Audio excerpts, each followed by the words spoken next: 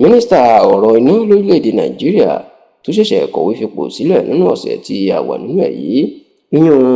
Olóyè Adébáyọ̀ Adélabú, ẹni tí gbogbo ayé mọ̀ sí Pẹ̀nkẹlẹ Mẹ́ẹ̀sì, ó mà ti tú àṣírí nípa kábíyèsí àrùsà àkọ́kọ́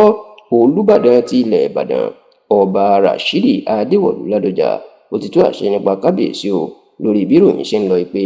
kábíyèsí ti fòǹtẹ̀ lu ẹni tí yóò di gómìnà ìpínlẹ̀ Ọ̀yọ́ lọ́dún tó ń bọ̀, ṣùgbọ́n tí Adélabú tó ti tú àṣírí wípé ọ̀rọ̀ ò rí bẹ́ẹ̀ o, àti pé bí kábíyèsí ò bá tiẹ̀ fòǹtẹ̀ lu ẹnìkan, ó ní pẹ̀lú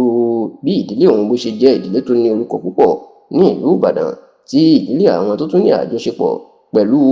ipò Olúbàdàn, tí ìdílé òun àti ìdílé Ọba Ládọjà náà tó sì ní àjọṣepọ̀ ńlá, ó ní òun fúnra òun ní kábíyèsí ni yóò fi fòǹtẹ̀ lù. Ẹ rántí pé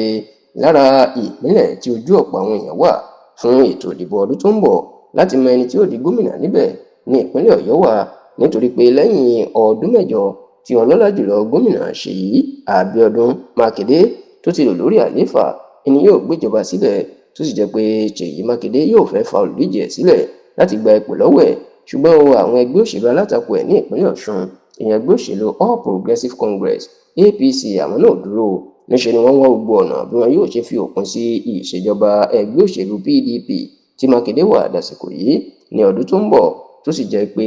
níṣẹ́ ni ìròyìn ti jáde wípé pẹ̀lú báwọn olùdíje bó ṣe pọ̀ tó fẹ́ di gómìnà lábẹ́ ẹgbẹ́ òṣèlú APC,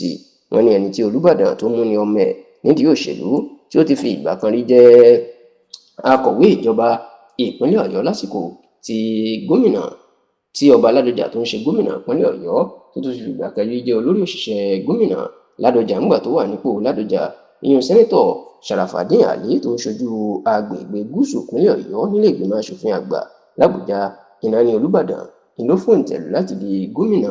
Kódà wọ́n ní Olúbàdàn ó ti bá ààrẹ Bọ́lá Ahmed Tinubu náà sọ̀rọ̀ pé Sharafadeen Ali tó ń fòǹtẹ̀ lù ó ní kí Tinubu náà fòǹtẹ̀ lù, tó sì ní Tinubu náà ti fòǹtẹ̀ lù. Ó sì ti ránṣẹ́ sí gbogbo àwọn àgbààgbà ẹgbẹ́ òṣèlú APC ní ìpínlẹ̀ Ọ̀yọ́ pé Sharafadeen Ali olùdíje Ọba Ládọjà ní kí gbogbo wọn lọ ṣiṣẹ́ fún. Ṣá ọlọ́jọ́bọ̀ tí í ṣe Thursday ọ̀sẹ̀ tá a wà nínú ẹ̀ yìí, lẹ́yìn tí Adélabú tó náà fẹ́ díje du ipò gómìnà ìpínlẹ̀ Ọ̀yọ́ tí ó kọ̀wé fipò sílẹ̀, tí wọ́n sì ń ṣe ayẹyẹ ìkíni káàbọ̀ fún un sí ìlú Ìbàdàn lọ́jọ́ Thursday ọ̀sẹ̀ tá a wà nínú ẹ̀ yìí, ni ó tú àṣírí lórí ọ̀rọ̀ tí wọ́n ń sọ pé Sharafadeen Ali ní Tinubu àti Ọba Ládọjà ló fòǹtẹ̀ lù. Nínú ọ̀rọ̀ tó sọ, Adébáyọ̀ Adélabú ní kò sóòótọ́ nínú ẹ̀ o, ó ní bàbá gbogbo àwọn ní Ọba Ládọjà kò fòǹtẹ̀ lù ẹnikẹ́ni, kò sì ṣòṣèlú. Bẹ́ẹ̀ ló wá jẹ́ kó di mọ̀ pé bí wọ́n bá tiẹ̀ fòǹtẹ̀ lù èèyàn, ó lóun ní nítorí pé àjọṣepọ̀ tó wà láàrin ìdílé òun àti ìdílé Ọba Ládọjà pẹ̀lú ìdílé òun àti ipò Olúbàdàn, ó ní kì í ṣe àjọṣepọ̀ kékeré rárá àti rárá.